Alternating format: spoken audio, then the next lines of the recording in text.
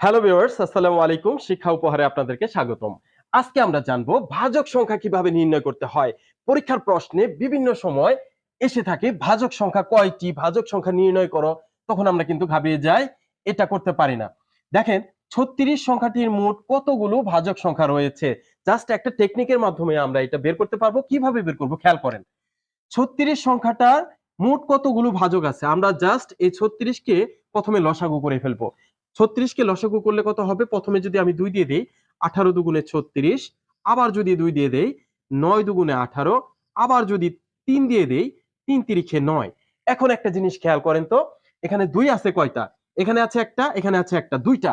তার মানে 2 আছে দুইটা, আমরা এর সাথে 1 যোগ করে দেব, তাহলে হয়ে যাবে কত 3। আবার 3 আছে কয়টি, একটি, এখানে আছে দুইটি।